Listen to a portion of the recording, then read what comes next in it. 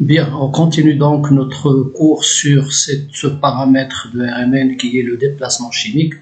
Je rappelle que le déplacement chimique en ppm, le voilà, il nous donne une idée sur la position du signal en RMN et qui dépend de la nature des protons. Les protons les plus acides apparaîtront vers 8, 9, 10 ppm et les protons les moins acides vers les faibles déplacements chimiques.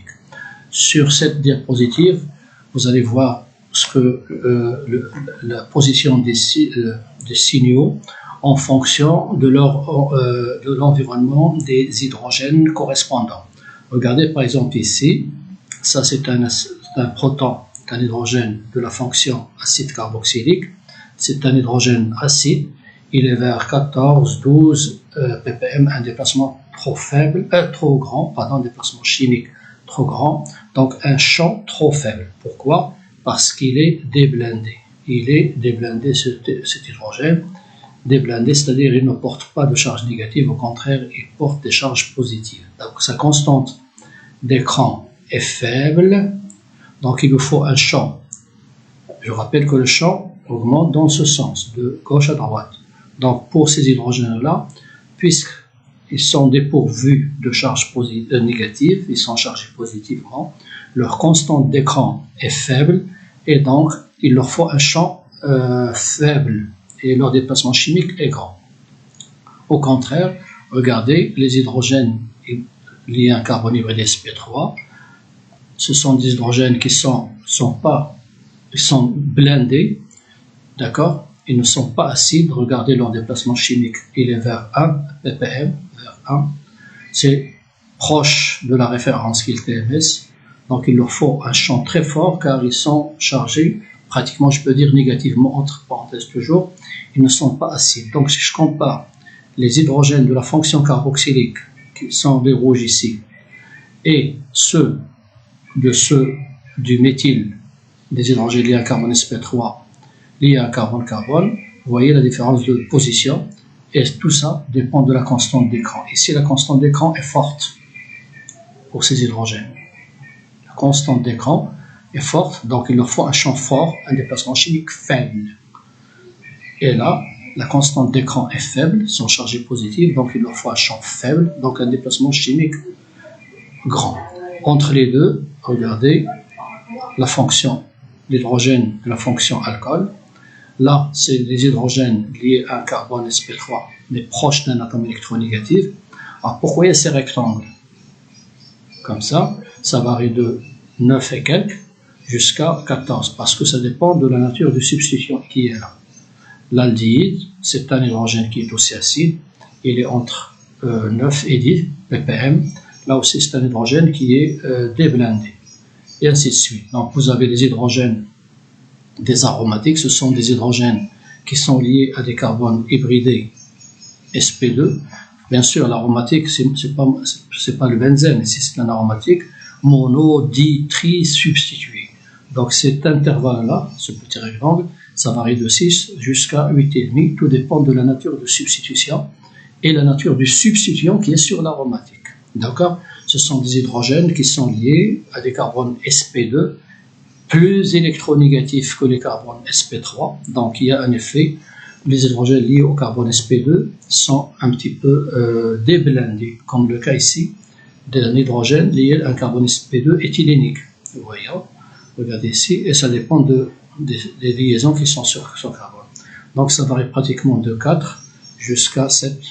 Tout dépend de la nature de substitution qui est là. Et ce sont des carbones qui sont aussi déblindés, parce que le carbone qui est là, est un peu électronégatif, beaucoup plus que le carbone sp3 qu'on a vu tout à l'heure. Alors sur la diapo suivante, bon, c'est la même schématisation des positions des déplacements chimiques en fonction de la nature de R tout simplement. Regardez les hydrogènes liés à des carbones sp3 aux environs de 0,5, en moyenne c'est 1, de 0,5 jusqu'à 5, en moyenne c'est 1. Regardez un hydrogène lié à un acide, c'est que, comme j'ai dit tout à l'heure, c'est de 9 facilement jusqu'à 12 ou plus. Ça c'est pour l'aromatique, ça varie de 6 jusqu'à 8 et quelques, ça dépend des substituants sur l'aromatique. Donc plus un hydrogène est acide, plus il est déblindé, donc plus son déplacement chimique est grand, et donc le champ est faible. Donc, en résumé, un hydrogène acide apparaît à une valeur de delta plus grande qu'un hydrogène qui n'est pas acide ou qui est pratiquement qui porte des charges négatives, comme le cas du TMS. Rappelez-vous bien que les hydrogènes du TMS, de la référence, le tétraméthylsilane, sont des hydrogènes qui sont chargés négativement. Donc leur constante d'écran est trop forte. Donc il leur faut un champ très très fort. C'est pour cela qu'on l'a pris comme référence. Donc du TMS jusqu'aux acides, la constante d'écran diminue et donc le déplacement chimique devient plus grand. Bon, c'est une autre manière sur cette diapo de schématiser les positions des signaux. Bon, ici vous avez les aromatiques substitués, bien sûr. Vous avez ici les hydrogènes, donc c'est un hydrogène lié à un carbone sp de celui de l'aromatique, un hydrogène d'un alcène lié à un groupement éthylénique. Vous voyez le domaine de variation, tout dépend des substituants. Un hydrogène lié à un carbone lié à un halogène, les dérivés halogénés, les alcynes, les alcanes, les alcools, d'accord, les alcools, les pas les alcools, mais les hydrogènes en alpha d'un carbonyle, les alcools et les amines. Regardez les acides ici, c'est pratiquement de 10 jusqu'à 12 ou même plus. Et là, vous avez des aldéhydes. Donc, le déplacement chimique, la position d'un signal, la valeur de delta, tout ça veut dire la même chose. Donc, la position delta d'un signal dépend de la constante d'écran de cet hydrogène ou de la famille d'hydrogène. Plus un hydrogène est acide, c'est le cas ici, plus son déplacement chimique est grand. Donc c'est une indication très importante et l'ARMN nous renseigne donc sur le type d'hydrogène, je dis bien le type, un hydrogène acide, un aromatique, un hydrogène lié à un oxygène, tout ça, l'ARMN, vous aurez des tableaux de résonance magnétique nucléaire où il y a les valeurs de delta qui pourront vous aider à trouver la structure et à trouver le type d'hydrogène.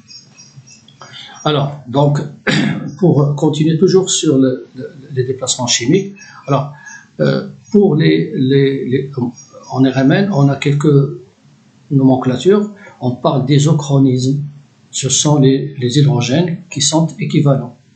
Les CH3 d'un méthyle sont isochrones, ils apparaissent à la même, ils vont résonner à la même fréquence. C'est le même environnement électronique, même constante d'écran, même fréquence de résonance. Donc ils sont isochrones. Isochrones veut dire qu'ils vont apparaître à la même position, donc ils vont être excités avec une énergie de même fréquence. Anisochrone, ce sont des hydrogènes de familles différentes. Par exemple CH3 et CH2. Les hydrogènes de CH3 sont isochrones, ceux de CH2, d'un carbone sp3, sont anisochrones. Ils ont des constantes d'écran différentes. Donc, ils vont résonner à des fréquences différentes aussi. Regardez ici un exemple. Nous avons ici le tertiobutanol, le 2-méthylpropane de Hall. Vous avez 9 hydrogènes équivalents. Ce sont 9 hydrogènes isochrones. CH3, CH3, CH3. Pourquoi? Parce que l'environnement est le même. Regardez, ils sont liés au même atome de carbone qui est l'oxygène. Celui-là, il est une autre famille différente des 9. Donc il est anisochrone comparé aux 9 hydrogènes du tertiobutanol. Donc deux familles d'hydrogènes, nous avons deux signaux. Un signal, un pic pour l'hydrogène P, celui de la fonction OH. Pourquoi? Elle apparaît à 3, pratiquement à 2,8 ppm, parce qu'il est lié à un oxygène qui est électronégatif. Donc la constante d'écran ici est faible. Le déplacement chimique va être grand. Et puis les 9 hydrogènes sont là. Un déplacement chimique vers 1,4 ou 1,3 pratiquement. Pourquoi leur déplacement chimique est grand? Est petit, parce qu'ils sont moins acides que celui de OH. D'accord? Donc leur constante d'écran est grande. Donc le champ qu'il faut pour exciter leur spin est fort. Et donc leur déplacement chimique est faible. voyez ici, toujours dans le cadre de cette notion d'isochrone et d'anisochrone, vous avez ici, pour le chlorométhane, une seule famille, 3 hydrogènes équivalents, ou magnétiquement équivalents, ils sont isochrones. Ici, on en a 2 familles, la famille qui est là, et une deuxième famille qui est l'hydrogène de l'aldéhyde. Donc, 2 familles différentes.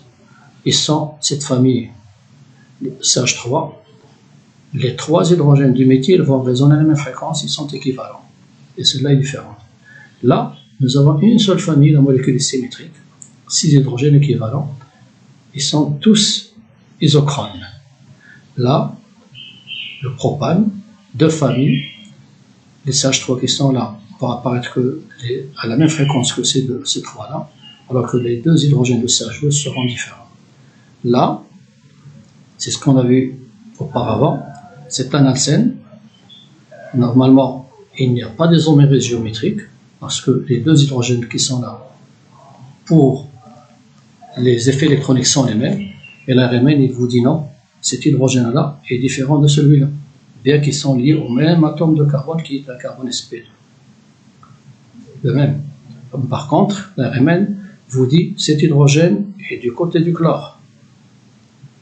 Cet hydrogène est du côté du brome.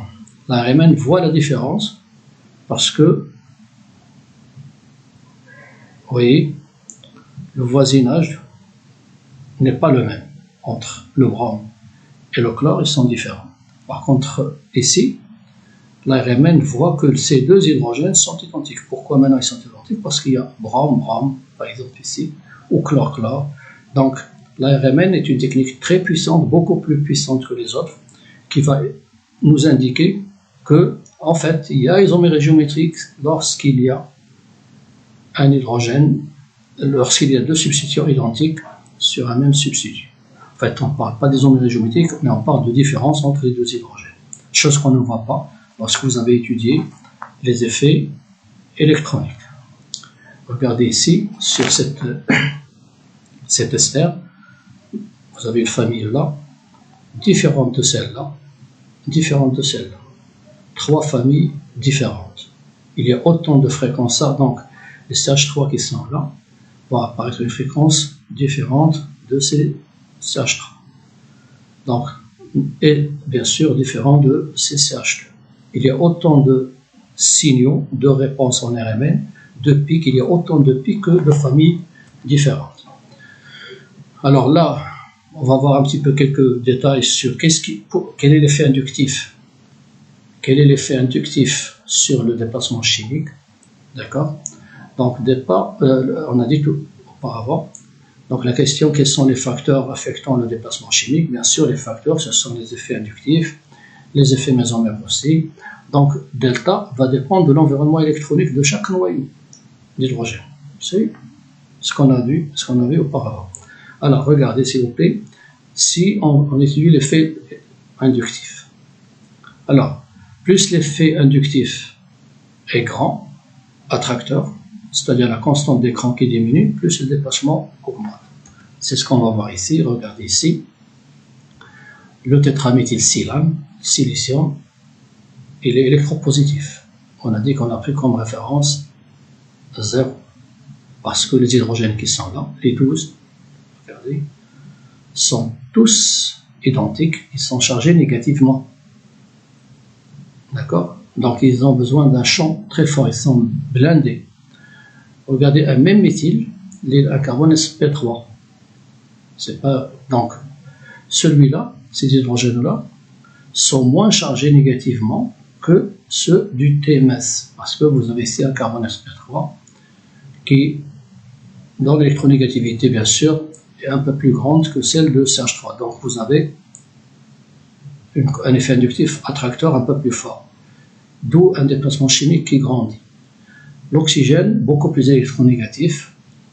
Donc, ces hydrogènes-là, ces 3 hydrogènes de ce méthyle, vont apparaître un déplacement chimique très grand. Donc, plus l'effet inductif augmente, plus le déplacement chimique augmente. Regardez ce qui est sur ce tableau-là.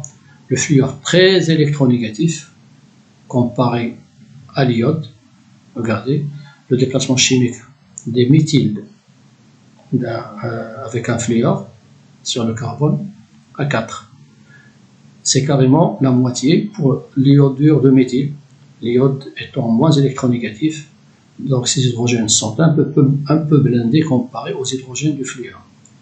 Donc l'électronégativité, vous la voyez ici, plus l'électronégativité augmente, plus le déplacement chimique va augmenter. Parce que les hydrogènes deviennent déblindés et donc le déplacement chimique va bien sûr augmenter. Les effets mésomères, pareil. Alors vous savez qu'il y a des effets mésomères donneurs, qu'il y a des effets mésomères attracteurs. Quand l'effet mésomère est donneur, les hydrogènes sont chargés négativement, leur déplacement chimique il donne, l'hydrogène devient chargé négativement, le déplacement chimique va diminuer. Quand il est attracteur, eh ben c'est l'inverse. C'est le cas ici, regardez cette molécule-là, d'accord? Je vais la comparer à celle-là. Ça, c'est un effet mésomère attracteur. D'accord? Regardez le déplacement chimique. Il est de 6. Regardez la même, à peu près pas la même, le même hydrogène, mais avec un groupement donneur. Le déplacement chimique est réduit de moitié. Celui-là est très acide, car son hydrogène va être chargé positivement sous l'effet de l'effet mésomère attracteur. Et cet hydrogène va être chargé négativement, un peu négatif, sous l'effet mésomère donneur de l'oxygène. Donc vous voyez, du simple au double, facilement, quand on inverse l'effet mésomère. Alors, d'autres substituants entre l'aniline et le nitrobenzène. Sur l'aniline, c'est donneur, c'est NH2, nitrobenzène, c'est NO2, c'est le signal de l'ortho du para et du méta, parce que le déplacement chimique devient petit, parce que le groupement NH2 est donneur. Le noyau aromatique s'enrichit. NO2 est attracteur par effet mésomère. Là aussi, l'aniline est donneur par effet mésomère. Nitrobenzène est attracteur par effet mésomère, un substituant très fort, du point de vue mésomérie attractive. Regardez, les déplacements chimiques deviennent grands. Ce sont les déplacements chimiques des hydrogènes liés au cycle aromatique. L'aniline, le noyau est enrichi, donc les hydrogènes s'enrichissent en charge négative. Leur déplacement chimique, bien sûr, il diminue comparé à ceux du nitrobenzène. D'accord? Donc, c'est bon, je pense qu'on verra des exemples en TD sur des aromatiques substitués pour vous expliquer tout ça, bien sûr. Bon, bien sûr qu'il y a l'effet d'hybridation. Bon, ça, on l'a vu, un carbone sp2 plus attracteur un carbone sp plus attracteur qu'un carbone sp2, plus un attracteur qu'un carbone sp3, et donc l'effet d'électronégativité là aussi apparaît. Alors le solvant, bien sûr, bon, le solvant dans lequel vous faites le spectre de RMN a un effet sur le déplacement chimique. Il y a des solvants polaires et des solvants apolaires, donc il y a un changement de delta en fonction de la nature du solvant. Les liaisons d'hydrogène aussi, ils affectent un petit peu la valeur du déplacement chimique. Plus regardez, c'est ce qu'on a dit ici, pour les hydrogènes qui sont liés à l'azote, AH, AS, aux hétéroatomes. D'accord, il est important de remarquer que dans ces groupements-là, il y a une liaison hydrogène très forte. Donc, le delta diminue avec la dilution pour les liaisons hydrogène intermoléculaires. Donc, plus il y a de liaisons hydrogène, plus le déplacement chimique va diminuer, car les liaisons hydrogène, il diminue la constante d'écran. Bon, ça, on interprétera en TD. Alors, s'il vous plaît, pour cette année au moins, bon, tout à votre niveau, tous les signaux des hydrogènes liés aux hétéroatomes apparaîtront sous forme de singulier. Donc les hydrogènes liés aux hétéroatomes ne sont pas couplés avec les hydrogènes des carbones voisins. Parce que on dit que les hétéroatomes font écran. En fait, ce n'est pas ça. C'est qu'il y a un échange d'hydrogène lié aux hétéroatomes avec le solvant. Donc, leur échange avec le solvant, l'ARMN n'arrive pas à suivre l'échange et donc le couplage n'aura pas lieu. Tous les hydrogènes liés aux hétéroatomes, à l'oxygène, à l'azote, au soufre, vont apparaître sous forme de singulés. Ils ne sont pas couplés. C'est ce que vous voyez ici.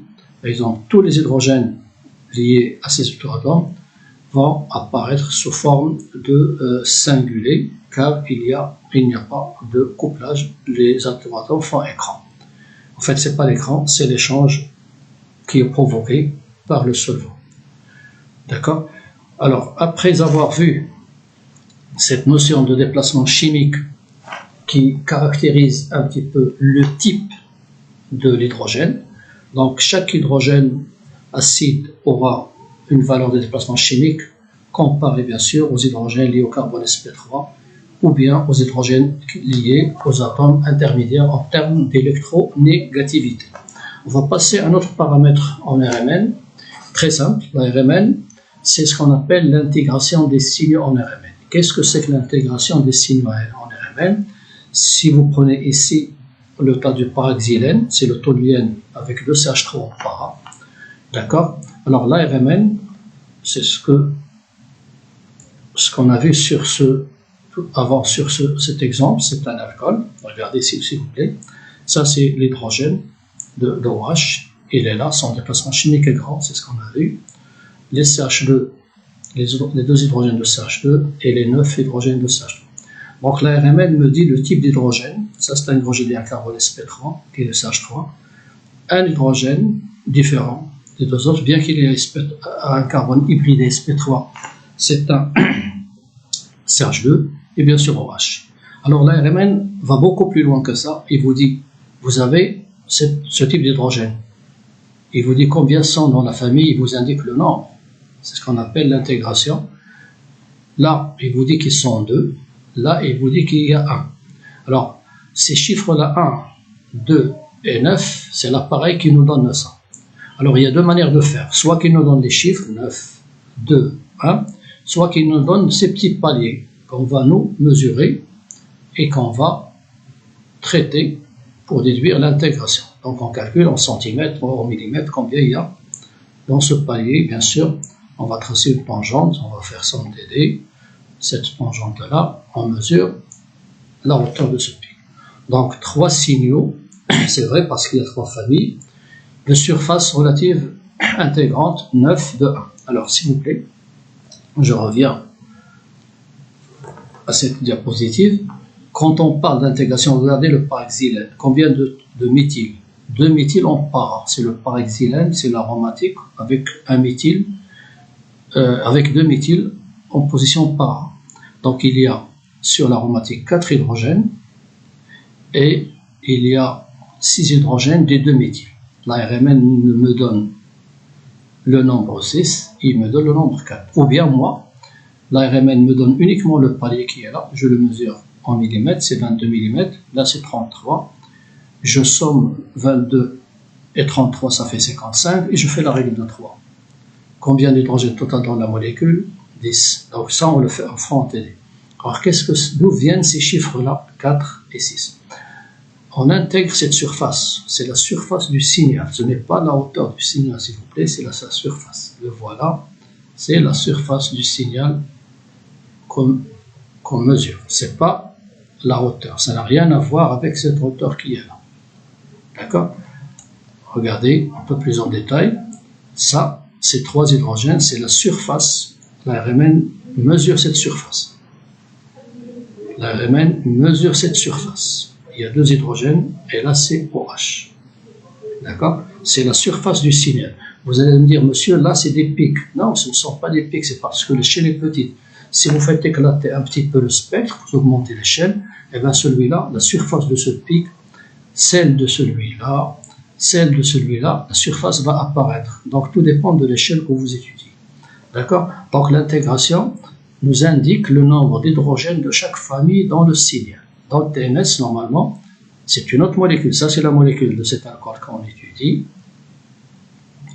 Et le tétraméthylsilane, c'est une autre molécule. Donc je reviens à ça. Le pic il est fin, mais attention, c'est parce que l'échelle est petite. D'accord? Alors, on va voir ici, regardez ce que je vous ai dit tout à l'heure. Ça, dans un exercice que vous aurez traité, par exemple, en examen ou en TD, on vous donne la formule brute, c'est C7H14O, d'accord? On calcule le degré d'insaturation, d'accord? Je pense ici, c'est 1. Et puis, on vous donne ce spectre-là. Et on vous donne ces intégrations. Et voilà. Qu'est-ce que c'est que l'intégration? Ça, c'est le nombre d'hydrogènes par famille. Mais là, nous avons que une hauteur A, une hauteur B pour ce pic-là, celui-là, et pour celui-là, vous avez une hauteur C. Alors, avec un double décimètre, on peut mesurer la hauteur A, c'est 18, la hauteur B, c'est 6, et la hauteur C, c'est 4. Ça fait 28. Alors, on fait la règle de 3. 28 mm, ça fait 14 hydrogènes. Combien représente 18 mm? Combien représente 6 mm? Avec la règle de 3. Et combien représente les 4 mm? Et donc, vous avez ici, vous allez trouver le nombre d'hydrogènes correspondant à C, le nombre d'hydrogènes correspondant à B, et le nombre d'hydrogènes correspondant à A.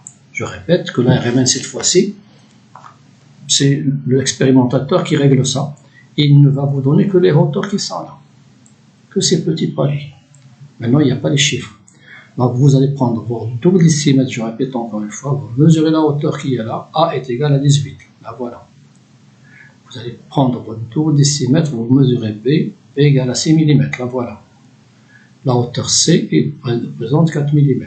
Je somme le total. Ça fait 28. Et je fais une règle de 3. Donc, 28 correspond à 14 hydrogènes. Combien représente 4? Combien représente 6?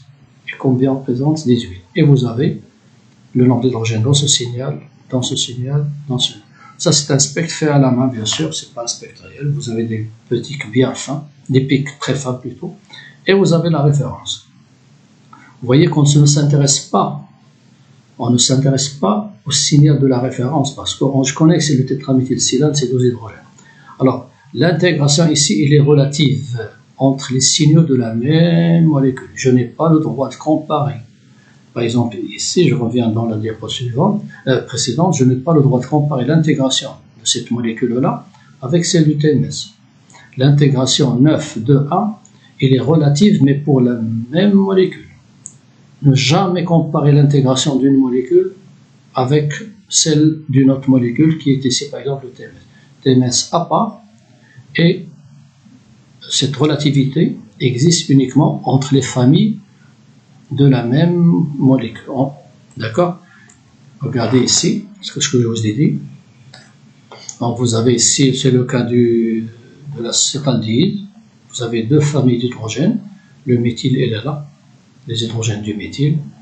Et regardez l'hydrogène de l'aldéhyde. Il est vers 10, je pense, ou 11, vers 11. Non, vers 10. Pardon. Vers 10. Où on mesure l'intégration. Il est là, l'intégration. Bien sûr, vous avez la formule brute. Initialement, vous n'avez pas la structure. D'accord? Et puis celle-là, la voilà. Et lorsque vous allez trouver le rapport, c'est un rapport, c'est ce que je dis, la relativité, vous mettez H1 sur H2, vous allez trouver 3. Bon, ici, parce qu'on connaît la structure. Regardez le cas de l'éthanol, pareil. D'accord? Donc, on va passer à d'autres exemples. Regardez ici. Vous voyez ici une famille de 3. Cette fois-ci, l'appareil nous donne directement l'intégration. La famille de 3, qui sont les deux méthyles qui sont. Regardez, les positions ne sont pas les mêmes. Ce méthyle-là, celui-là, ce méthyle, il est à côté d'un carbone sp2. Ce méthyle, il est là. Et ce méthyle-là, il est trop loin du carbone sp2. Regardez, le déplacement chimique est un peu faible. Alors vous allez me dire pourquoi il y a 3 pics ici, pourquoi il y a un pic là, pourquoi il y a 4 ici. On reviendra à ça par la suite si vous permettez. Pardon, excusez-moi.